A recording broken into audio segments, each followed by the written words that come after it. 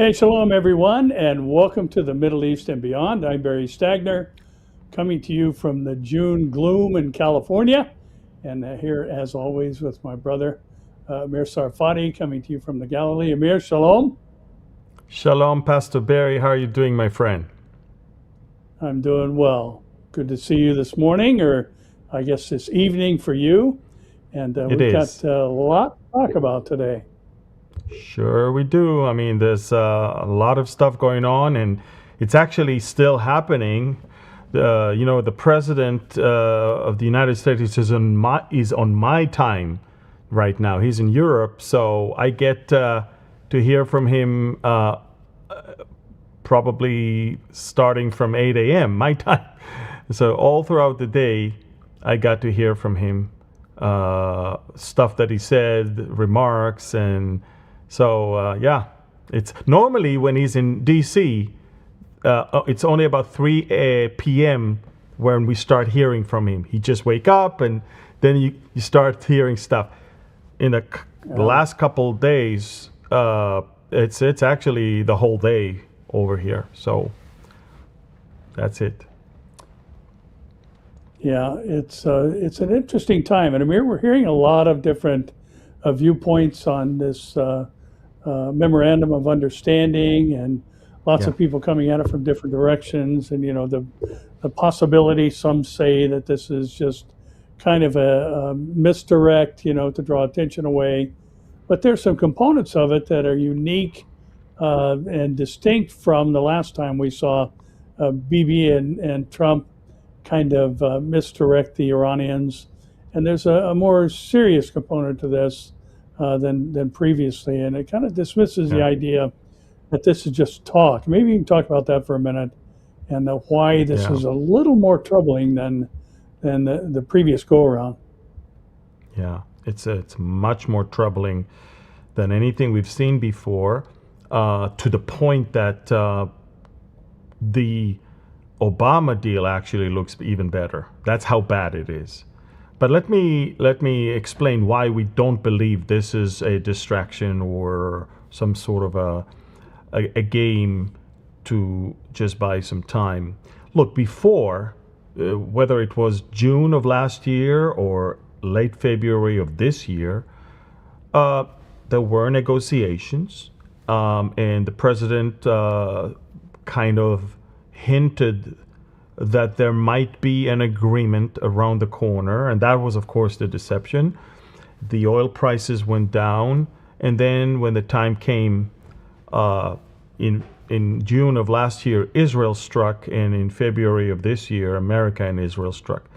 The difference between those times and now is huge. First of all, now America has signed a memorandum of understanding. It's not just negotiations, it has signed a binding, so to speak, agreement. The second thing, which is even more, I guess, troubling, is that this time the closest ally of America in the war against Iran is being thrown under the bus. We're not even given access to this memorandum of understanding. I mean, come on.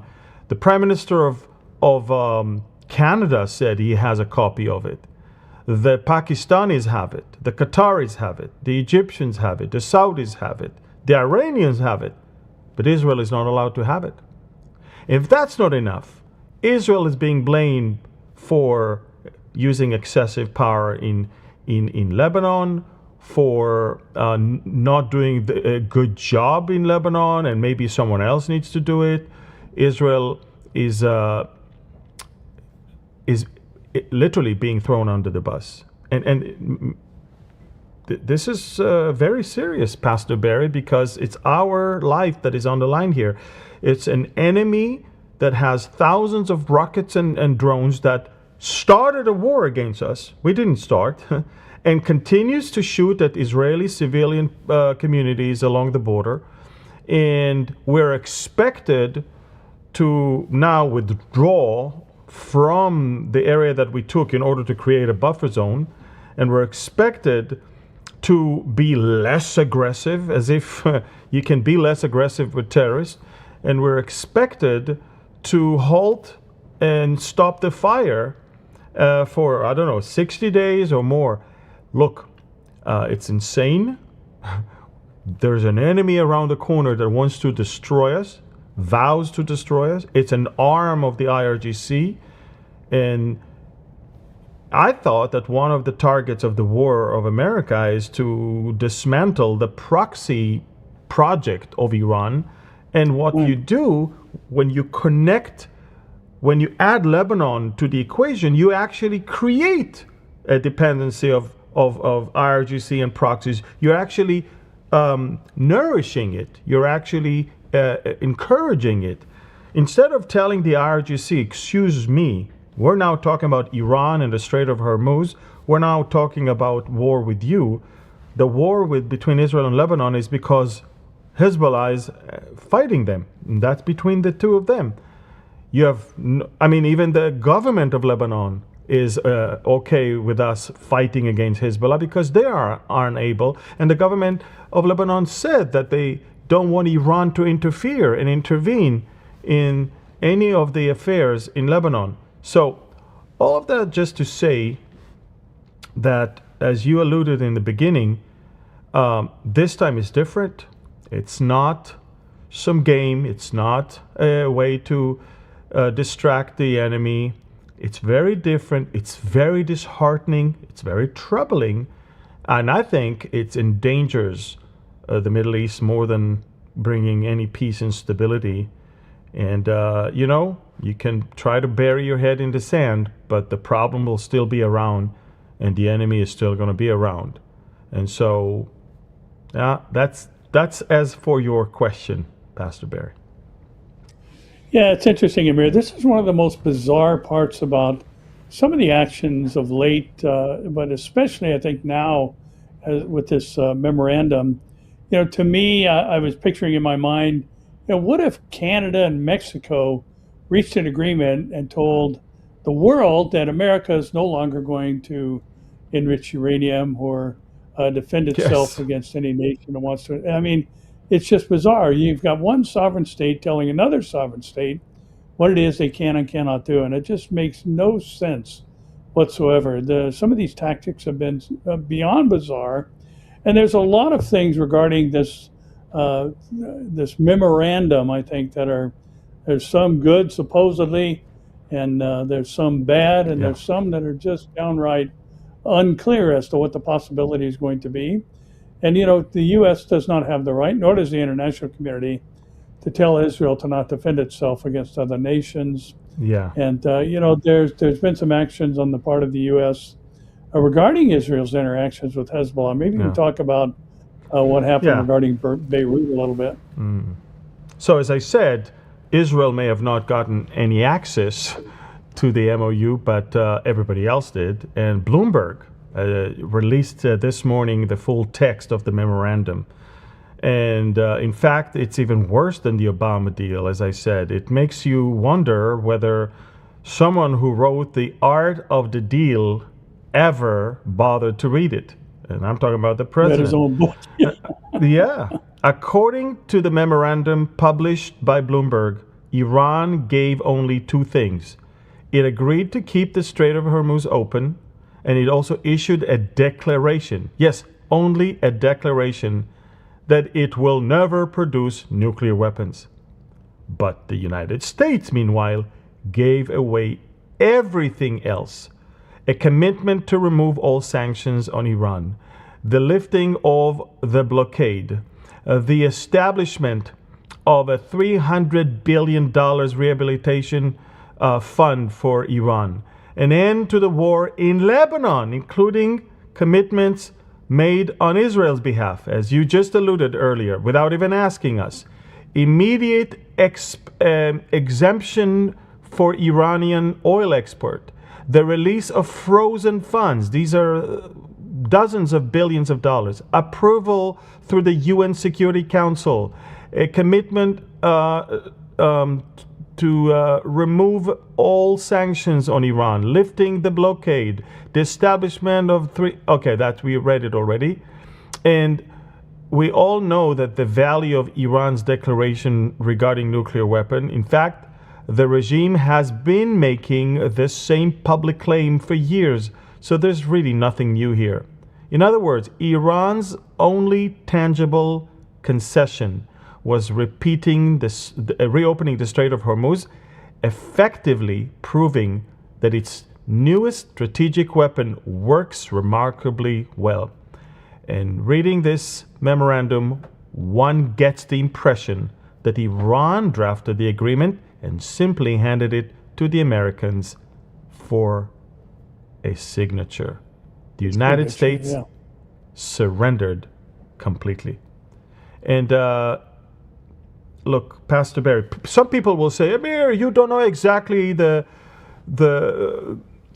all the information. You know what? Do you know?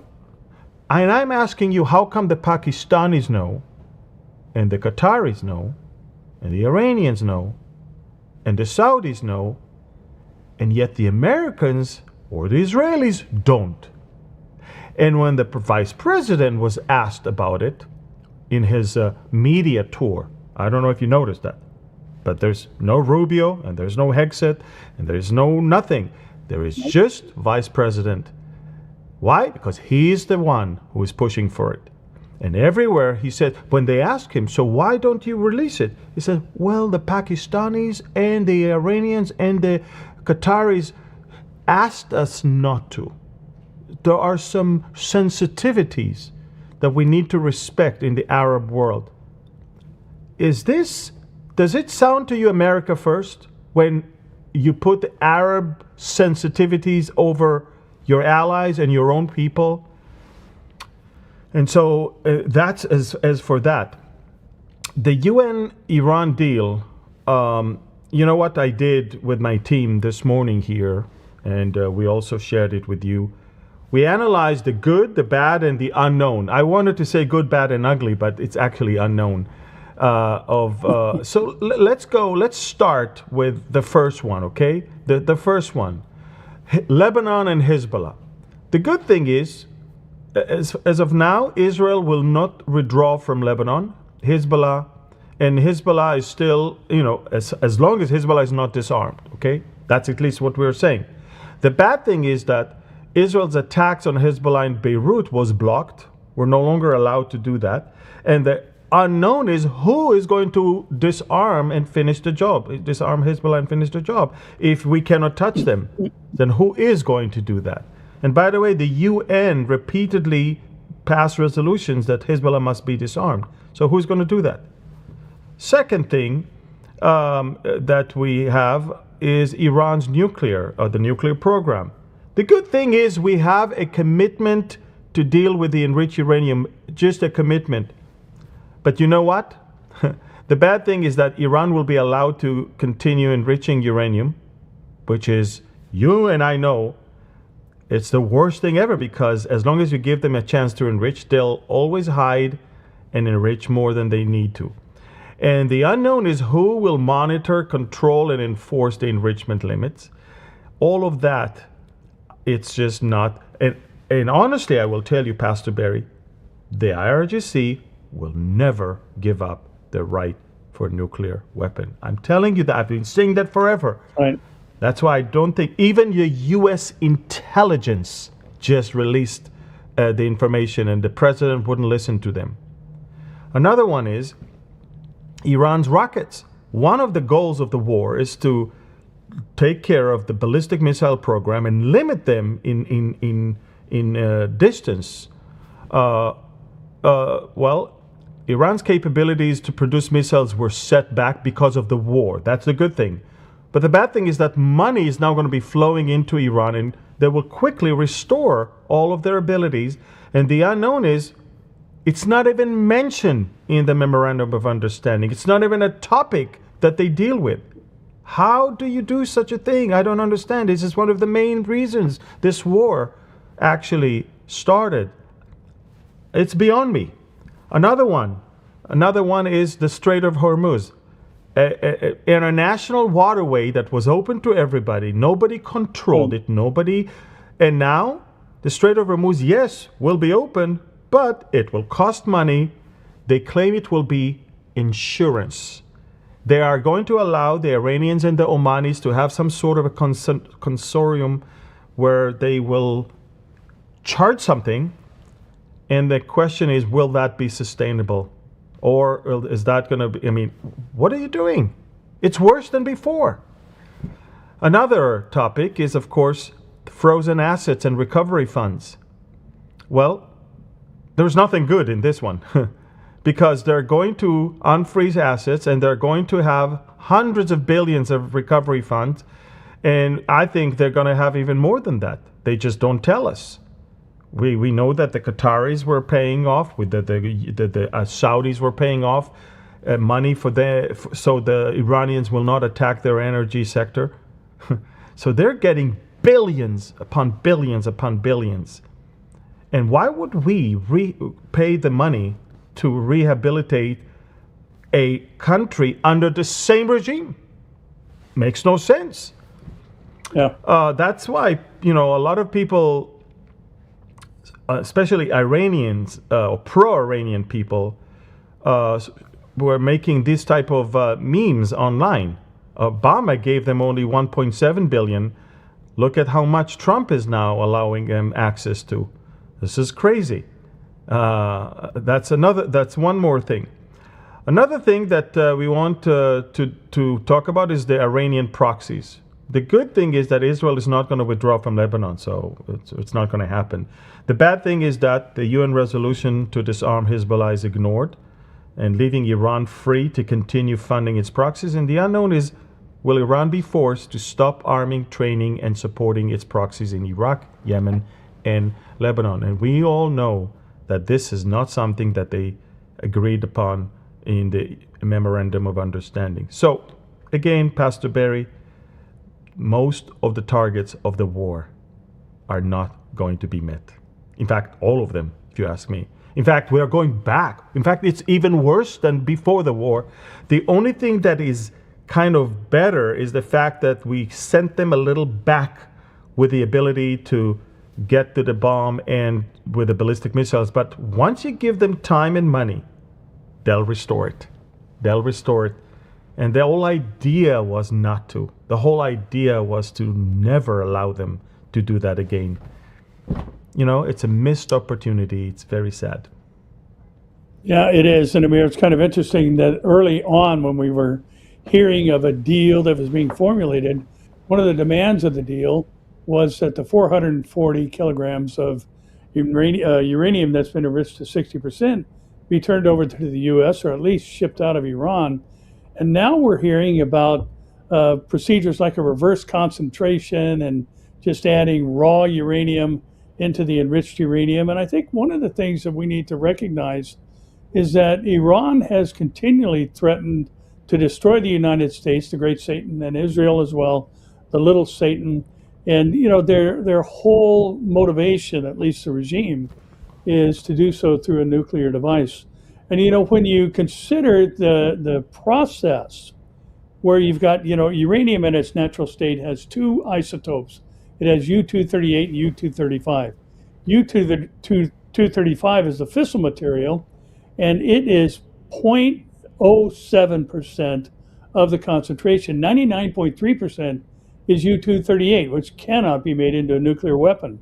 So they take the raw uranium, they grind it into what's called yellow cake, and then they add hexafluoride, and it turns it into a gas, and then it can be fed into a centrifuge. And the centrifuge process takes hundreds and hundreds of cycles in order to get it to a concentration of 60%. And that's all the heavy lifting. And then it's just a matter of weeks to go from 60 to 90%. And yet here you're talking about a very expensive process of reverse concentrating, this enriched uranium. That's never going to happen. The Iranians are not going to spend the money and even to. Yeah, you're right. Yeah, it just makes no sense whatsoever. As long as you leave uranium and centrifuges, all it takes is for them to hide and spin them as fast as they can. By the way, 20% enriched uranium is already 90% of the job. The people don't know that. Exactly. So what I'm saying, if you leave in their hands, forget about the 440 kilograms of 60%. They have hundreds of kilograms of 20%. What about them? Right. Because that's already 90% of the job to reach. So I'm saying, but you know what? That's not only the thing that worries me a lot. What worries me is that there is the Qatari influence that we see that is super bizarre, and also, all of those Jew haters say that Israel controls America, Israel is controlling Trump, and all of that baloney. Look, Trump is sitting there right now in Europe in the G7 summit, and he's cutting a whole deal for $1 trillion investment by Qatar. And why do they do that? Because they know exactly that that's how they can buy him. And that's how they can get from him complete capitulation when it comes to Iran. They want to keep the IRGC there because they need, not only that, remember the Qatari-owned plane that they gave President Trump. That's it, look, it's already painted in the new colors. It's already rolling on the runway in New York, by the way, ready for him. And but it's not even the next Air Force One. It's an interim Air Force One that he'll be using until the next one is ready.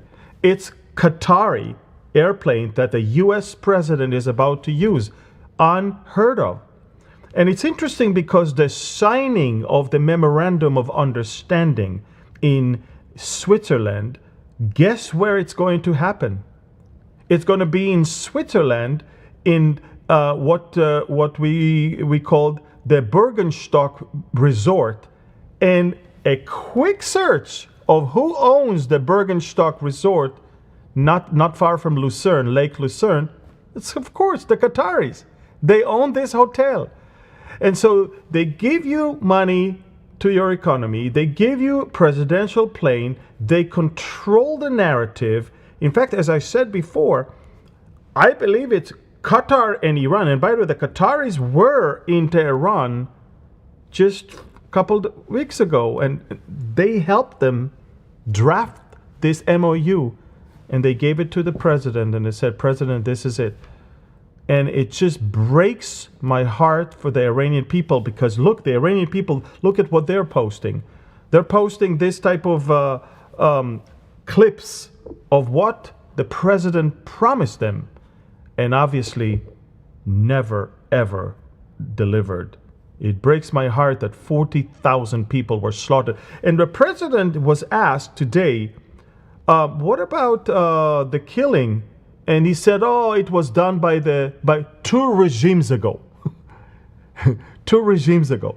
He really truly think that we're that stupid that Mujtaba is a brand new regime. That's the son of Khamenei. And if that's not enough, anyone that utterly speaks against this is now being threatened. I mean, take a look.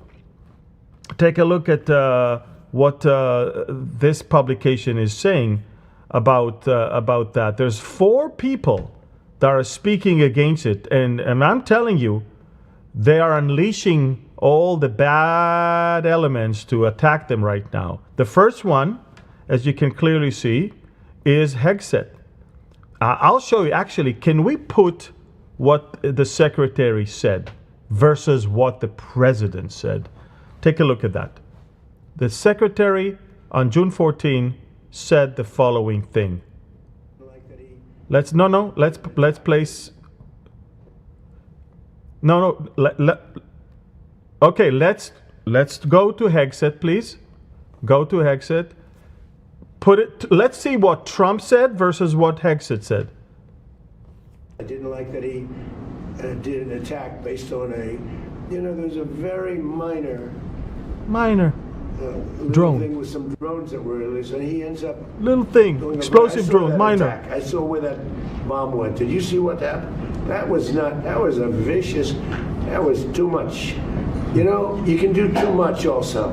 Now, I'm not happy with the way Israel has handled themselves with Bוא נרוץ Lebanon קדימה. and with Hezbollah. Like Heg said. They should have been able to So do watch, the job. watch now what Heg said. Israel's fighting Hezbollah too long. Watch what Hegset said a couple days earlier on the same attack, about the same attack. Being killed. Watch what he said. No?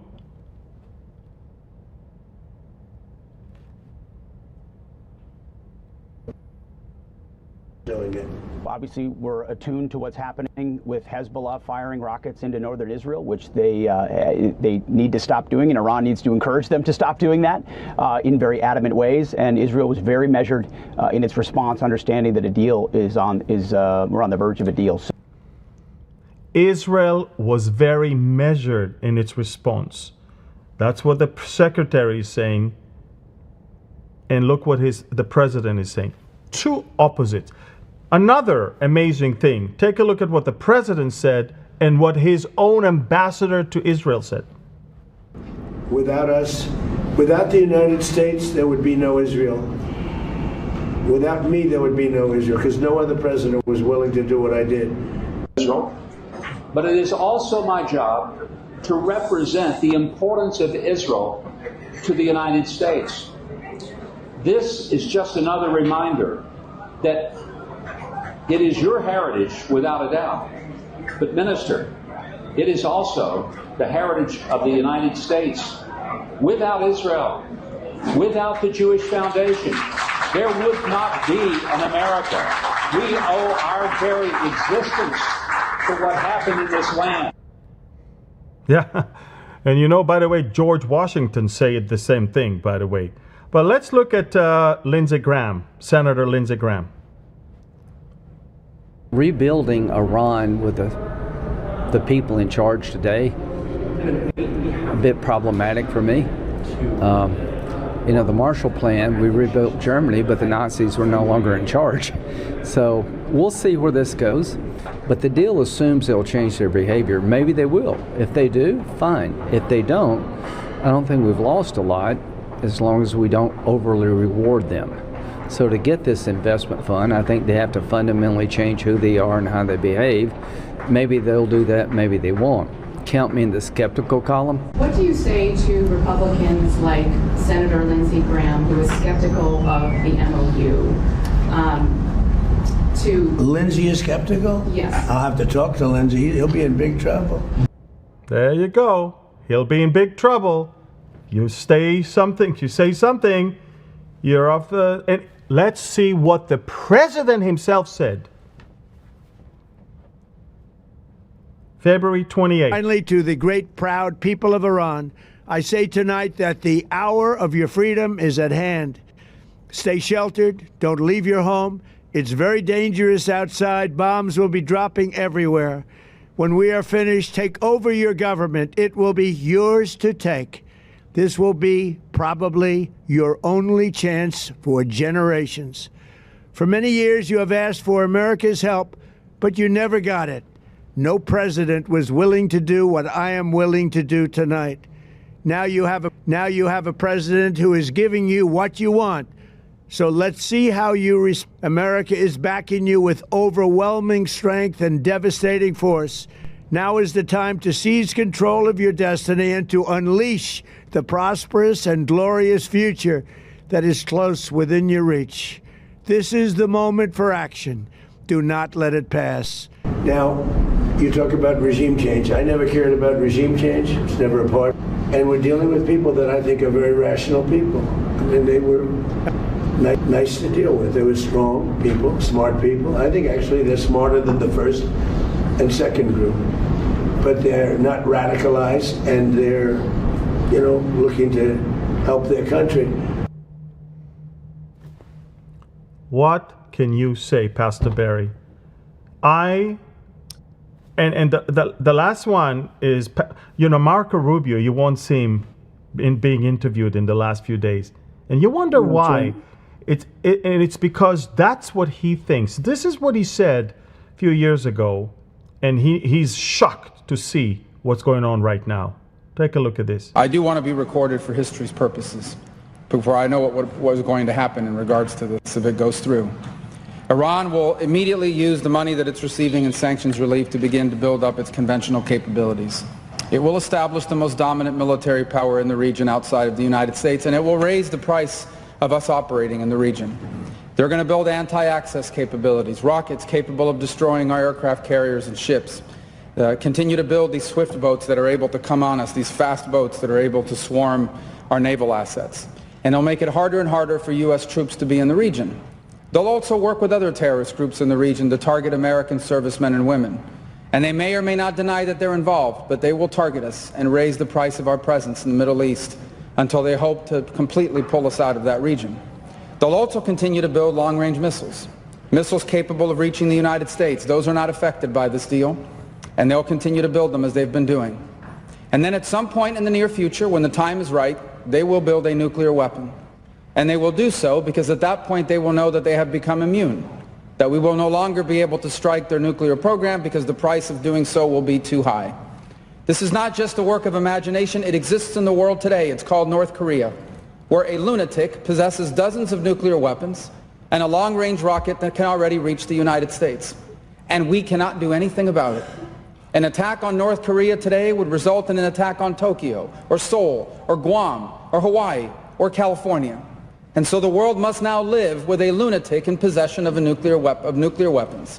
And this is the goal Iran has as well, to reach a point where they become immune to any sort of credible military threat because the price of a military strike would be too high. And then they become an established nuclear weapons power. And never in the history of the world has such a regime ever possessed weapons so capable of destruction. Iran is led by a supreme leader who is a radical Shia cleric with an apocalyptic vision of the future. He is not a traditional geopolitical actor who makes decisions on the basis of borders or simply history or because of ambitions. He has an religious apocalyptic vision of the future, one that calls for triggering a conflict between the non-Muslim world and the Muslim world, one that he feels especially obligated to trigger. And he's going to possess nuclear weapons. This is the world that we are on the verge of leaving our children to inherit. And perhaps we ourselves will have to share in it. And so I want to be recorded for history's purposes, if nothing else, to say that those of us who opposed this deal understood where it would lead. And we are making a terrible mistake. And I fear that a passage of this deal will make it even harder for us to prevent it. And I hope that there is still time to change our minds. But here's the good news. Iran may have a supreme leader, but America does not. In this nation, we have a republic, and soon we will have new leaders, perhaps in this chamber, but also in the executive branch. And I pray that on their first day in office, they will reverse this deal and reimpose. All right, so that was when he spoke against the Obama deal. Boy, it sounds like he's speaking about this one, doesn't it? Yeah. Yeah, a couple things come to mind immediately. And, the claim that Israel would not exist if not for the U.S. or the president flies in the face of Ezekiel 36, where God said, I'm bringing the Jews back in the land for my name's sake. Amos said, once they're in the land, they'll never be uprooted again. And then you pair that up with the fact that Daniel makes mention in chapter 4 of the outrageous claim of Nebuchadnezzar. And look at what my hand has built, the great Babylon. Mm-hmm. And this was followed immediately by madness. And then you pair that with the fact that you've got Huckabee and Rubio, who do have a relationship with the Lord. And that points our minds to 1 Corinthians 2:14. The natural man, the unregenerate man, the not born again person cannot discern the things of God because they are spiritual, nor can he know them. So you've got this obvious take of Rubio. I think it's so important that regardless of who he's speaking about, what he spoke was the truth. Shia Islam has a responsibility in their minds to cause an uprising in the world, an apocalyptic scenario, which only then will allow the 12th Imam, or the Mahdi, to come back, reappear, and to bring peace to the earth. I mean, they look at it as a responsibility, and somehow what the president said was so troubling about it was previous regimes that were so murderous. And here you've got people still being executed. I believe the day he said that, there were 2 more people who were executed in Iran. Yep. Probably for just speaking out against the regime. And so there's nothing that's changed. It's the same regime, Pastor Barry. It's the same. Exactly. It makes no sense. It's the son. They say the son is even worse than his dad, by the way, just so you know. And it's the same clerics, the same ayatollahs, so okay, the first level of tier of generals is gone. Yeah, but there's a second one, and they're as bad. It's the same IRGC. I don't understand how he distinguishes between the two. It's exactly the same people with exact same demands. And the truth of the matter is, they caused the President of the United States of America to change his mind rather than he caused them to change theirs. Because theirs is an ideology. It's not just looking at the prices of oil and saying, oh, it's too hard, it's too long, I can't go on like that. No, of course not. He did not have the strength to stand for too long. And you know what? It's interesting because it causes me to admire my prime minister that is standing in the front line for over 2.5 years. Not for 2 months, for 2.5 years. And he's still standing strong, not giving up any of our principles, any of our goals. And you know, I told you that ever since he got back from China, he's different. We talked about it quite a few times. And you know, when he was in China, you know, it was all about the Strait of Hormuz must remain open. Let's go back to and remember, he was in China after 9 years that he hasn't been there. He came to China. He had hoped to come as a victor over Iran and force China to accept new trade oversight mechanism, agreements on rare earth minerals, and also AI cooperation that would secure American leadership of the global economy. But the Chinese did not cooperate. In fact, instead, they threatened escalation and even the possibility of a wider global conflict, particularly through pressure on Taiwan. They actually told him, I know that. They told him that if you're not opening the Strait of Hormuz, we're taking over Taiwan. And they were also deeply concerned about the loss of that cheap Iranian oil supplies that the United States had disrupted. So, as is often the case between great powers, the talks did not collapse because they had to save face. Some significant deals indeed were reached, such as 200 aircrafts Boeing that were sold. But the joint statement was remarkably brief, containing only one key sentence. The Strait of Hormuz must remain open to free navigation, and Iran must not possess nuclear weapons. And then, of course, those are precisely the same principles that now define this agreement with Iran. Trump is persistent and determined to continue building what he sees as a new global order under American economic leadership. But after encountering Chinese resistance to broader agreements, he may have to settle for a simple bargain: oil in exchange for a non-nuclear Iran. And if you ask me, he will get a nuclear Iran if he allows him to enrich uranium. We all know exactly who we are dealing with. It's heartbreaking. It's really heartbreaking to see that. But we're both teaching Bible prophecy, and both of us teach that Iran is still going to come against Israel in the near future. So, I mean, yeah, they are. Hey, let me encourage you out there to make sure that you're subscribed to both of our channels. That helps us get information out. Also, that you are commenting, liking, and sharing this video, because there's a lot of talk going on out there, and not all of it's biblically based. And the most important thing for us to recognize about what's happening is what Amir just said. We're not guessing. We're not speculating. We know that Iran is someday going to invade the nation of Israel, along with Russia, Turkey, Sudan, and Libya. That's what the Bible says, and that's exactly what's going to happen. And the more that you comment and like and share, the more this is going to drive the algorithm to the top of the search engines when people are searching for Iran or other things related to the topics we're discussing. So really need your help on this, because we have to fight the war on the battlefield that is now currently engaged by the world, and that's the world of social media platforms and YouTube and other things like that. So I really, really encourage you. make sure you're subscribing, liking, commenting, and sharing. It's a great help. Well, Amir, there's still things going on in Gaza, and maybe you can bring us up to speed as to what's happening there and what's been developing, what's all eyes and ears on this MOU. Yeah.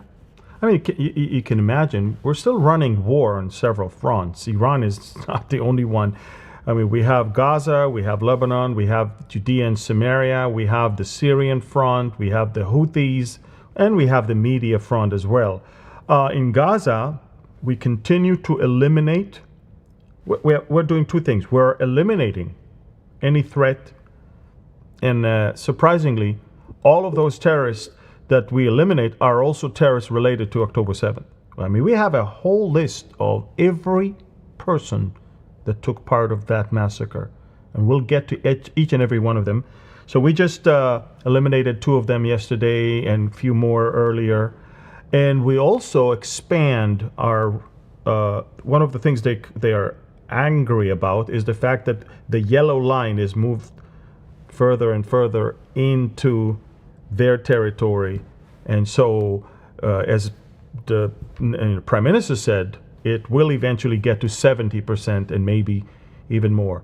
And when it comes to Lebanon, we may have our hands tied right now behind our back because of the U.S.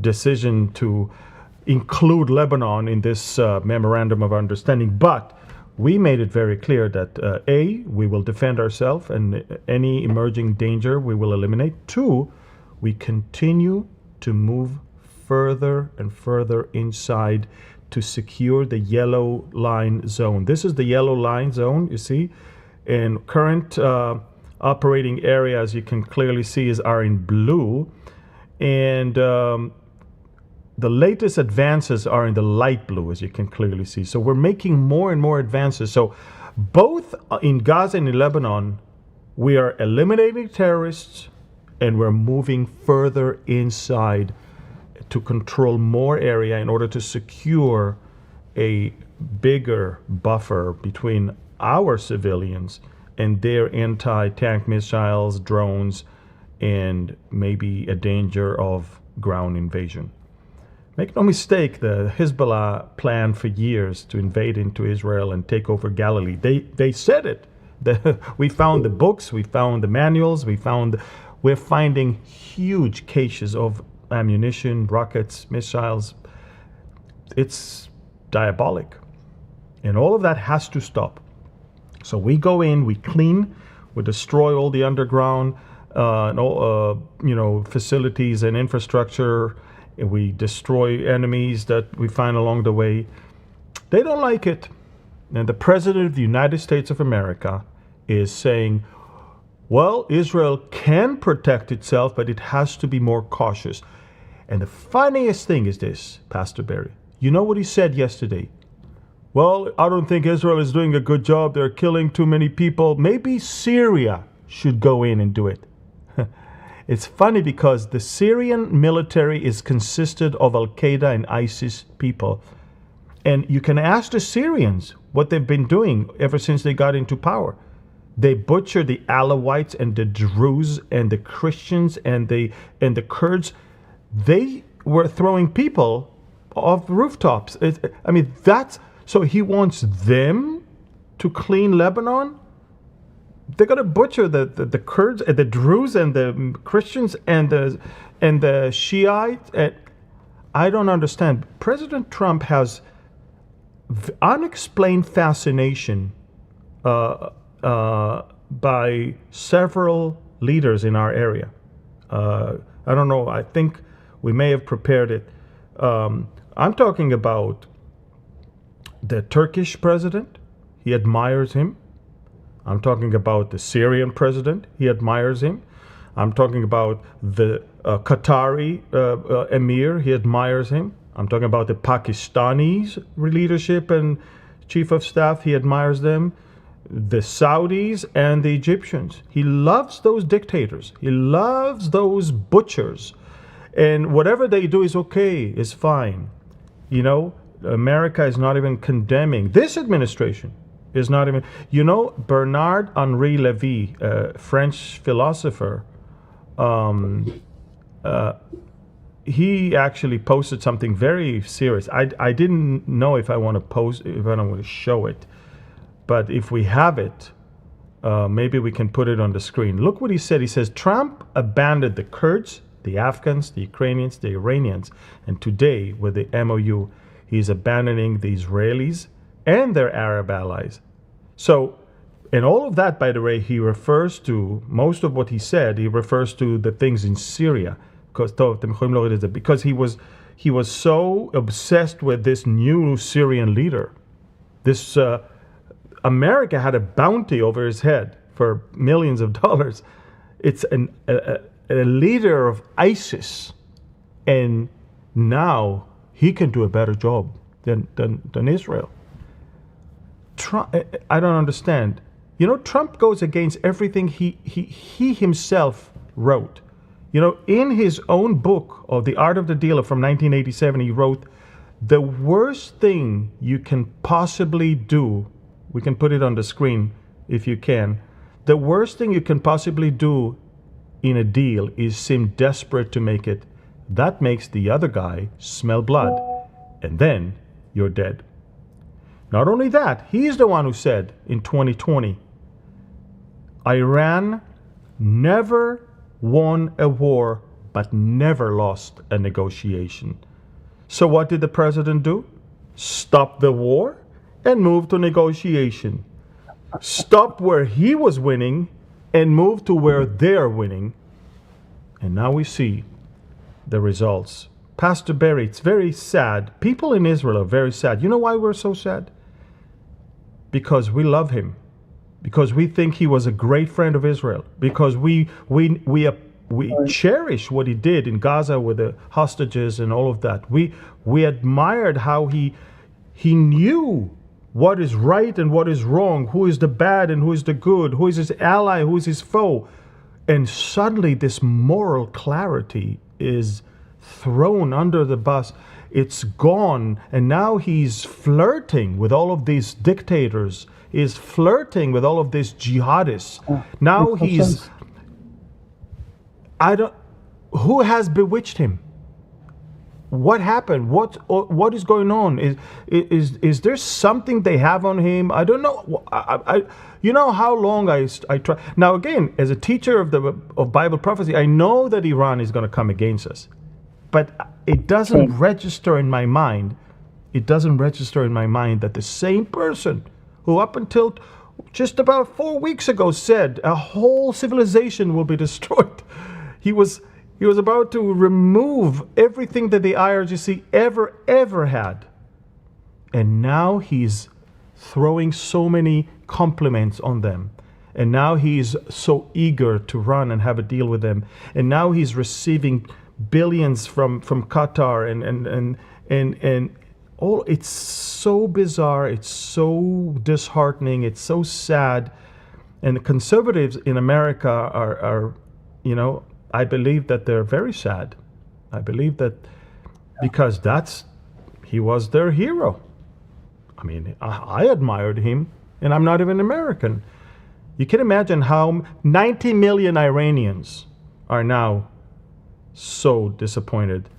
Not to mention the Israelis, and not to mention all the moderate Arabs around. You know, Amjad Taha, a big influencer in the UAE, he said, in fact, I even posted it today. He said the following thing. He said, out of 8.3 billion people on earth, only 2 seem to trust Iran, Trump and J.D. Vance. And that's a Middle Eastern person who lives in the UAE. And that's what most moderate Arab countries in our area think. So, very sad. Very, very sad.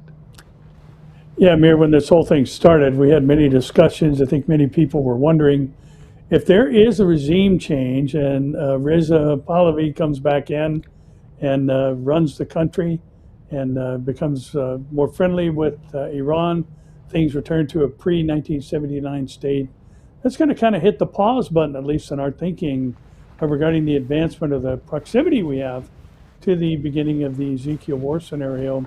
And now we've got just this complete reversal where, regime change is not going to happen. As Trump said, it never was the goal. He can work with this particular group because they have been radicalized and all these other things. But it just underscores the importance for us to recognize that what the Bible says is true. It's all going to go down. It's all going to happen exactly as was foretold. And we've got some other components that are happening, Amir, regarding the convergence of events necessary for the things that are written in Revelation and elsewhere to come to pass, including AI-generated imagery and videos and things of that nature. And one of the articles I think that's worth mentioning is that, political deep fakes are getting weirder and harder to spot, and campaigns today, as we move near the midterms, are employing artificial intelligence to generate their campaign ads. And there was recently a video that portrayed Senate candidate from Texas, James Tallarico, singing a rendition of My Favorite Things, praising transgender children. It was a complete AI-generated video and other things along that nature. But, there was a comment made by Lieutenant Governor Peggy Flanagan from Minnesota. She said, it feels creepy to see an image of you on a screen that looks like you, but isn't you at all. And she was depicted as smiling and sticking out her hand while accepting campaign contributions from big companies. And I think this is important, Amir, because the reality is there is going to happen, I guess, the ultimate fake when the Antichrist has an image created of him and the whole world goes after the beast. Now, this requires a culture that is device-oriented, that will watch AI videos and accept them as reality because they can't tell the difference. And it's just pretty amazing to see that this has moved in a relatively short amount of time into the mainstream, and now has had or will have potential impacts on the midterm elections here in the United States. Very, very curious to watch people buy into There's a whole YouTube channel with videos of me, and it's not me. Yeah. It's amazing. Yeah, there's some of you and me too. Yes, I know. And so I've already seen it firsthand. But yeah, you're right. Deception. Yeah, it's crazy. Is so rampant right now, and it's a sign of the end, a sign of Satan getting out of control, because that's his mode of operation, basically. I mean, deception. Yeah, absolutely. It's very sad. And we've got another issue going on here in especially SoCal. I think it's interestingly arrived already. There's talk of a Godzilla El Nino or a super El Nino that could cause trillions of dollars in damage. Now, I'm not saying that this is a contributing factor to the ride of the four horsemen of the apocalypse, but it is possible if we are that close to the removal of the church and the onset of the tribulation, and the rider in Revelation 6:2 on the white horse that comes with that covenant in its hand with Israel to make this peace agreement for some 7 years. We do know that during that particular time, food prices are going to rise to the degree that it costs a whole day's pay for basically a loaf of bread or a quart of wheat. And you've got this potential impact, and we're already seeing it here in Southern California. It's kind of interesting to see, how anybody that's following stories about what's been going on out here in the Pacific. We've had massive waves, and we've actually had the loss of life from people who were dragged out into the sea. One poor little 5-year-old girl was sucked out into the ocean, and her body was just found a couple of days ago. And it's amazing to consider that, I think one of the things that has long been one of the interpretations of Revelation is that, there's these, nuclear exchanges and things of that nature. But God fights in a different way. And Zechariah makes it very clear that God will fight as he fights in the day of battle. And God uses a different weapons cache than humanity. He doesn't need any nukes. He doesn't need human armies. He fights with asteroids and comets and weather anomalies and events like that. And I thought, it's just curious to see, one, we've got a culture that is used to looking at images and believing that they are true. Now we've got something that could have an economic impact around the world to the tune of trillions of dollars, driving food prices through the roof, which is consistent with what happens in the tribulation period. And then you've got, a family-owned bakery that's being targeted for celebrating the Nuclear Family Month, the time that they've kind of created themselves. And they're being targeted by the alphabet mob, the LGBTQ crowd, for commemorating the fact that God created man and woman and brought them together for the purpose of procreation. And this bakery began celebrating what they call Nuclear Family Month. But Joshua Streblow, the bakery's owner, told the Christian Post that the month-long promotion celebrating the beauty of God's design and his declared word with respect to these designs has brought the bakery under attack. And again, I think just looking at what's coming in the tribulation, you've got a world that is willing to support the execution of anyone who does not take the mark of the beast or will not fall in line with the global agenda that's going to take place there. And again, Amir, I think we're seeing so many elements of things necessary to already be present in the thinking of the world that are happening right now that tell us we need to look up our redemption is nigh. Amen. Two and a half years ago, you wrote a book, The Time of the Signs, if I'm not mistaken.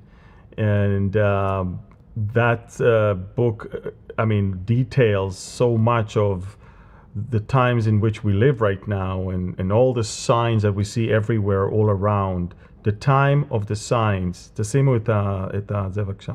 So take a look at for people who may have not heard about your book, I want to put that, יש לכם את זה? The Time of the Signs, הספר שלו, אתם לא מקשיבים לי. יפה, this is it, The Time of the Signs. If you want to get a hold of Barry's book, this is it. That's the QR code. It's not a new one, but it's a great one, and it'll be great. And by the way, speaking of books, the Elijah Mandate is coming out soon, and I'm telling you, everything I see today all around me reminds me of what he saw in his lifetime, and that's very, very important message that Elijah received from the Lord. And I really pray and hope that every one of you will get a hold of this one, and not only for you, for your friends and family, and for your unbelieving relatives as well. Pastor Barry and I will be gone right in the beginning of July on board the Alaska cruise, but we do have space on the cruise to the Norwegian fjords still in October, early September, October, late September, early October. Early October. Late September, early October, yes. And the two of us, for the first time, will teach the entire book of Ezekiel as we are exploring Ezekiel, my book, as the way to walk through that entire book of the Bible. So we invite you, of course. Now, if you guys love what we do at Behold Israel, we definitely could use your help, as always. And so if you want to help us, don't fall into the trap of giving it to some people who beg online, pretending to be me on some social media platforms. The only way to do it is through our website, and you can use this QR code. Go to beholdisrael.org, and in that section you can find many different ways to give to support this ministry. Pastor Barry, it's time to end our, I think, important, super important MidEast and beyond. I really hope people are going to echo that as much as possible. But let's do it, as always, with the Aharonic blessing. Amen. יברכך אדוני וישמרך, יאר אדוני פניו אליך ויחונך, יישא אדוני פניו אליך וישם לך Shalom. The Lord bless you and keep you. The Lord make his face shine upon you and be gracious to you. The Lord lift up his countenance toward you and give you his peace. We pray this blessing in the name of the King of Kings and Lord of Lords, Yeshua, Jesus the Christ, the Son of the living God. Amen. Amen. Amen. Thank you, everyone, for watching. Thank you. Shalom from Galilee and from California. Share this with as many as you can. We love you. And we're going to see you again next week for Q&A on Monday and for our MidEast and Beyond on Wednesday. Thank you.